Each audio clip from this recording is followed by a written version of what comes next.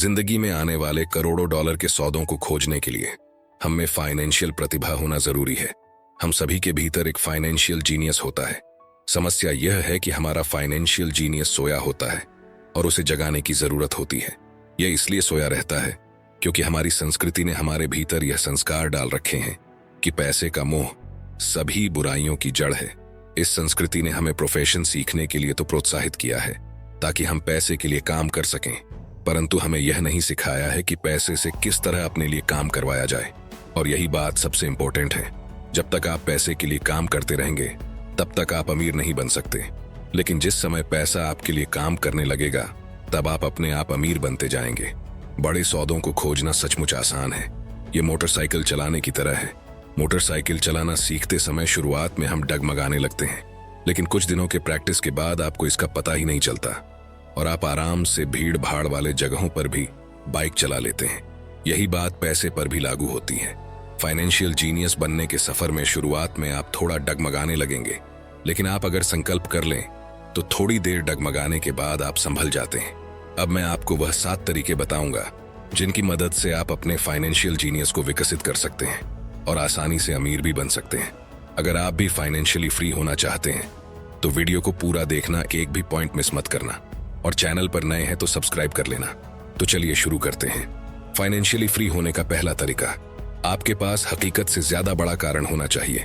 अगर आप ज्यादातर लोगों से पूछेंगे कि क्या वे अमीर या आर्थिक रूप से स्वतंत्र होना चाहेंगे तो वे हाँ कहेंगे, लेकिन कुछ समय के बाद रास्ते में आने वाली मुसीबतों को देखकर उन पर हकीकत हावी हो जाती है। वे बहाने बनाने लगते हैं। मैं आपको बता दूं कि ये सड़क बहुत लंबी है, इस पर बहुत से पहाड़ है, पत्थर हैं, गड्ढे हैं, आजू बाजू में खाई भी हैं जिन्हें पार करना होगा। और इन्हीं मुसीबतों को देखकर वे हार मान लेते हैं और रास्ते को छोड़ देते हैं। आप अमीर क्यों होना चाहते हैं, इसका आपके पास ठोस कारण होना चाहिए। फॉर एग्जाम्पल, आप बोल सकते हैं कि मैं अमीर होना चाहता हूं क्योंकि मैं फाइनेंशियली फ्री होना चाहता हूं। जो चीज पसंद आए उसे खरीदना चाहता हूं। दुनिया की सारी अच्छी चीजों का आस्वाद लेना चाहता हूं। दुनिया घूमना चाहता हूं और जिंदगी आराम से गुजारना चाहता हूं। मैं अपनी मौत के बाद भी अपने वारिसों के लिए करोड़ों रुपए छोड़कर जाना चाहता हूं। अब आप क्या नहीं चाहते? मैं सारी जिंदगी नौकरी नहीं करना चाहता। मैं सिर्फ एक कर्मचारी बनकर सारी जिंदगी अपने परिवार का बोझ नहीं ढोना चाहता। अपने परिवार के लिए मैं कर्जा छोड़कर नहीं मरना चाहता। ये है मेरी अमीर बनने की प्रेरणा। तो आपकी अमीर बनने की प्रेरणा क्या है?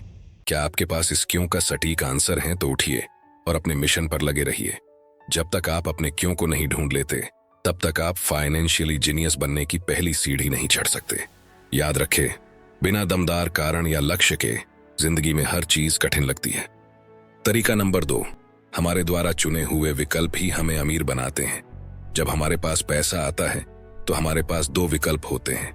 या तो हम इसे दोस्तों के साथ पार्टी करने में खर्च कर दे, अननेसेसरी चीजें खरीदते रहे और खर्च कर दे, घूमने फिरने में खर्च कर दे, या फिर दूसरा विकल्प, इसे रेगुलरली इन्वेस्ट करते रहे ताकि हमें भविष्य में अच्छे रिटर्न मिल सके। विकल्प हम हर दिन चुनते रहते हैं। हम अपने खाली समय को मोबाइल पर फालतू की चीजें देखने में बर्बाद कर सकते हैं, या फिर उसी खाली समय को कोई स्किल सीखने में या अमीर बनाने वाली किताबें पढ़ने में इन्वेस्ट कर सकते हैं। चुनाव हमारा ही होता है। सबको दिन में 24 घंटे ही मिलते हैं। अब चुनाव आपका है। या तो इसे सोने में गुजार दो या फिर इसे सोना बना लो। समय, शिक्षा और पैसे के बारे में चुने हुए विकल्प या चॉइसेस ही तय करती हैं कि हम अमीर बनेंगे या नहीं। आपके हाथ में आने वाले हर डॉलर से आपको और केवल आपको वह ताकत मिल जाती है जो आपकी तकदीर बनाती या बिगाड़ती है। अगर आप इसे मूर्खतापूर्ण तरीके से खर्च करते हैं तो आप गरीब रहने का विकल्प चुनते हैं। अगर आप इसे दायित्वों पर खर्च करते हैं तो आप मध्य वर्ग में बने रहने का विकल्प चुनते हैं। अगर आप इसे अपने दिमाग में निवेश करते हैं और यह सीख लेते हैं कि किस तरह संपत्तियों को बनाया जाता है तो आप दौलतमंद होने का विकल्प चुनते हैं। चुनाव आपका है और केवल आपका है। हर दिन, हर डॉलर के साथ आप अमीर, गरीब या मध्य वर्गीय होने का विकल्प चुनते हैं। तरीका नंबर 3, अपने दोस्तों को सावधानी से चुनें। आपके ऐसे भी दोस्त होंगे जिन्होंने गरीबी में जीने की कसम खाई है या जिनकी फाइनेंशियल कंडीशन कुछ खास नहीं है, और ऐसे दोस्त भी होंगे जो हर साल करोड़ों कमाते हैं। मुद्दे की बात यह है कि आप उन सभी से कितना सीखते हैं और पूरा मन लगाकर सीखने की कोशिश करते हैं। अक्सर यह पाया गया है कि अमीर और गरीब दोस्तों में अंतर सिर्फ इतना होता है कि पैसे वाले दोस्त पैसे के बारे में बात करते हैं, वे निवेश के बारे में बात करते हैं, पैसे को कैसे बढ़ाना है इस बारे में बात करते हैं। इसका मतलब ये नहीं कि ये उनका घमंड है, बल्कि वे इसमें रुचि रखते हैं। इसलिए हमें उनसे बहुत कुछ सीखने को मिलता है और हमसे उन्हें। लेकिन ऐसे दोस्त जो आर्थिक दलदल में फंसे हुए हैं, वे पैसे और निवेश के बारे में बात करना पसंद नहीं करते। निवेश की बात आते ही वे बहाने बनाने लगते हैं और नेगेटिविटी दर्शाने लगते हैं। इसलिए हम अमीर दोस्तों से सीख सकते हैं कि हमें क्या करना चाहिए, और गरीब से हम सीख सकते हैं कि हमें क्या नहीं करना चाहिए। गरीब या डरे हुए लोगों की कभी मत सुनिए। अब इसका मतलब यह नहीं कि वे बुरे लोग हैं। कहने का मतलब सिर्फ इतना सा है कि उनकी सोच अमीरों वाली नहीं होती। जब भी आप उनके सामने कोई निवेश की बात रखेंगे, वे हमेशा आपके सामने समस्याएं गिनाने लगेंगे। वे हर संभव ये बताने की कोशिश करेंगे कि कोई चीज करने में कितनी समस्याएं आ सकती हैं और वो चीज क्यों कामयाब नहीं होगी। दौलत बनाने में सबसे कठिन चीज यह है कि आप अपने प्रति ईमानदार रहे और भीड़ के साथ न चले। समझदार निवेशक उस समय शेयर खरीदते हैं जब यह लोकप्रिय नहीं होता, क्योंकि वे जानते हैं कि वे खरीदते समय मुनाफा कमाते हैं, बेचते समय नहीं। वे धीरज से इंतजार करते हैं और जब वहां भीड़ आने लगती है तो मुनाफा कमा के निकल जाते हैं। इसका एग्जाम्पल है इंडिया के बिग बुल के नाम से जाने वाले स्वर्गीय राकेश झुनझुनवाला जी का टाइटन कंपनी में निवेश। उन्होंने वो शेयर तब खरीदा जब वह कंपनी बिल्कुल फेमस नहीं थी और लोग उसमें इन्वेस्ट करने से कतराते थे। लेकिन उन्होंने कंपनी के फंडामेंटल्स की अच्छे से जांच करके उसमें सिर्फ 3 रुपए पर शेयर के हिसाब से करोड़ों शेयर खरीद लिए और कुछ साल तक आराम से इंतजार करते हुए बैठ गए। और जब कंपनी फेमस हो गई तो इतनी भीड़ आई कि आज टाइटन के एक शेयर की कीमत 3,400 रुपीज के आसपास है और आज उनका निवेश अरबों का हो गया है। तरीका नंबर 4, किसी फॉर्मूले के विशेषज्ञ बन जाए और फिर एक और नया फॉर्मूला सीख लें। आप वह बनते हैं जो आप पढ़ते हैं। दूसरे शब्दों में, आप सावधान रहें कि आप क्या पढ़ रहे हैं या क्या सीख रहे हैं, क्योंकि आपका दिमाग इतना ज्यादा ताकतवर है कि आप जिस चीज के बारे में सीखेंगे आप वही बन जाएंगे। उदाहरण के तौर पर, अगर आप कुकिंग सीखते हैं तो आप कुक बन जाते हैं। उसी तरह से आप अमीर बनने के फॉर्मूले सीखेंगे तो आप अमीर बन जाएंगे। लेखक बताते हैं कि बहुत समय पहले जब मैं 26 साल का था, मैंने सप्ताहांत की एक कक्षा में भाग लिया जिसका शीर्षक था किस तरह रियल एस्टेट फोरक्लोजर्स को खरीदें। मैंने वो फॉर्मूला सीख लिया।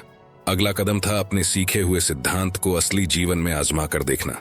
यहाँ पर ज्यादातर लोग रुक जाते हैं। 3 सालों तक जब मैं जेरोक्स के लिए काम कर रहा था, मैं अपने खाली समय में फोरक्लोजर्स को खरीदने की कला में पारंगत होने की प्रैक्टिस करता रहा था। और आपको जानकर हैरानी होगी कि अब तक मैंने उस फॉर्मूले से कई करोड़ डॉलर बनाए हैं। एक बार मैं उस फॉर्मूले का विशेषज्ञ बन गया तो मैं दूसरे फॉर्मूलों की खोज करने लगा। कई कक्षाओं में मुझे कोई नई जानकारी सीधे रूप में नहीं मिली, परंतु मैंने हमेशा कुछ न कुछ नया जरूर सीखा। एक और बात, आज की तेजी से बदल रही दुनिया में आप कितना जानते हैं यह ज्यादा महत्वपूर्ण नहीं रह गया है, क्योंकि प्राय आज आप जितना जानते हैं वह पुराना हो चुका है। महत्वपूर्ण यह है कि आप कितनी तेजी से सीखते हैं। यह कला अनमोल है। पैसे के लिए कड़ी मेहनत करना एक पुराना फॉर्मूला है जो गुफा मानव के जमाने में पैदा हुआ था। तरीका नंबर 5, इंडियन दाता बने। जब अमेरिका में गोरे लोग गए तो उन्हें अमेरिकी इंडियन स्ट्राइप्स की सांस्कृतिक परंपरा से झटका लगा। उदाहरण के तौर पर, अगर किसी गोरे आदमी को ठंड लगती थी तो इंडियन उसे कंबल दे देते थे और गोरे या श्वेत प्रवासी इसे गिफ्ट समझकर रख लेते थे। लेकिन जब इंडियन कंबल वापस मांगता था तो उन्हें बहुत बुरा लगता था। इंडियंस को भी बुरा लगता था जब उन्हें यह पता चलता था कि वह गोरे प्रवासी कंबल वापस नहीं करना चाहते थे। इस तरह इंडियन दाता वाक्यांश पैदा हुआ, एक छोटी सी सांस्कृतिक नासमझी के कारण। यहाँ इंडियन शब्द भारत के लिए नहीं, बल्कि अमेरिका में रहने वाले नीग्रो लोगों की आदिवासी ट्राइब्स के लिए यूज किया गया है। संपत्ति के कॉलम की दुनिया में इंडियन दाता बनना दौलत के लिए बहुत जरूरी है। मेरा ब्रोकर मुझे सलाह देता है कि मैं किस कंपनी के स्टॉक में काफी पैसा लगाऊं, क्योंकि उसके विचार से वह कंपनी कोई ऐसा कदम उठाने वाली है जिससे उसके शेयर में तेजी आ जाएगी, जैसे कोई नया सामान बाजार में लाने वाली है। मैं अपने पैसे को 1 हफ्ते से लेकर 1 महीने तक लगाए रखता हूँ। जब शेयर की कीमतें बढ़ती हैं, फिर मैं अपनी मूल धनराशि को निकाल लेता हूँ और बाजार के उतार चढ़ाव से बेफिक्र हो जाता हूँ, क्योंकि मेरी मूल रकम वापस आ चुकी है और दूसरी संपत्ति पर काम करने के लिए तैयार है। इस तरह मेरा पैसा जाता है और फिर बाहर आ जाता है और मैं एक ऐसी संपत्ति का मालिक बन जाता हूँ जो एक तरह से मुझे मुफ्त में मिलती है। ये सच है कि मैंने कई मौकों पर पैसा खोया भी है, परंतु मैं उतने ही पैसों से खेल खेलता हूं जितने का नुकसान मैं सहन कर सकता हूं। मैं यह कहूंगा कि औसत 10 निवेशों पर मुझे 2 या 3 में बहुत फायदा होता है, जबकि 5 या 6 में कोई लाभ हानि नहीं होती, और मैं 2 या 3 में घाटा भी खाता हूं। परंतु मैं अपने नुकसान को उसी पैसे तक सीमित कर लेता हूं जो मेरे पास उस समय होते हैं। तरीका नंबर 6, संपत्ति से विलासिता की चीजें खरीदी जाती हैं। अगर हम 100 लोगों को साल के शुरू में $10,000 दे दें, तो साल के अंत में क्या होगा? 80 लोगों के पास कुछ भी नहीं बचेगा।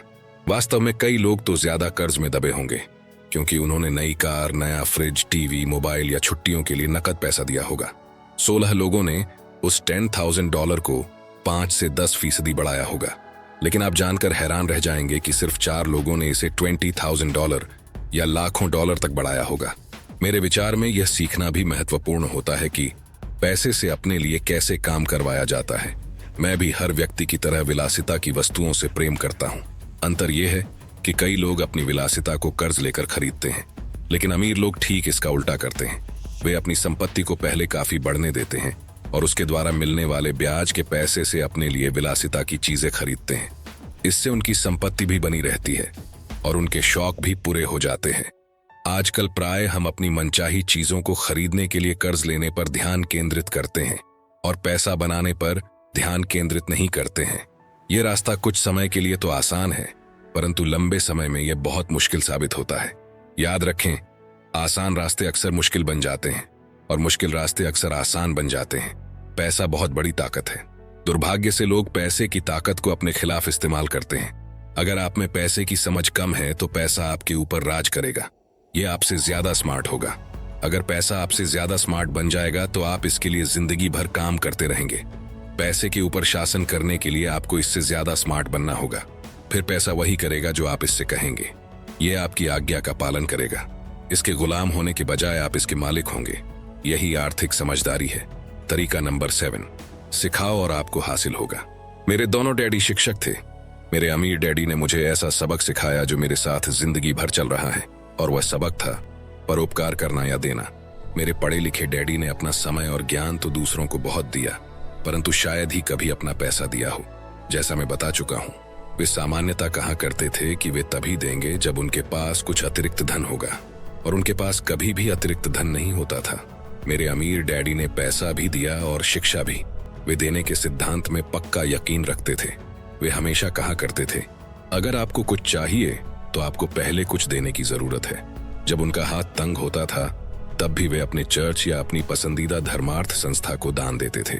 अगर मैं आपके पास कोई विचार छोड़ना चाहता हूं, तो वह विचार यही होगा, जब भी आपको किसी चीज की कमी या जरूरत महसूस हो तो पहले उस चीज को दे दें। बाद में वह बाल्टियों में भरकर आपके पास लौट आएगी। यह पैसा, मुस्कुराहट, प्रेम, दोस्ती सभी के बारे में सही है। मैंने ऐसा किया है और इससे फायदा भी उठाया है। मैं विश्वास करता हूं कि आदान प्रदान का सिद्धांत सही है, और इसीलिए मैं वही चीज देता हूं जो मैं पाना चाहता हूं। मुझे पैसा चाहिए, इसलिए मैं पैसा देता हूं, और यह कई गुना होकर मेरे पास वापस आ जाता है।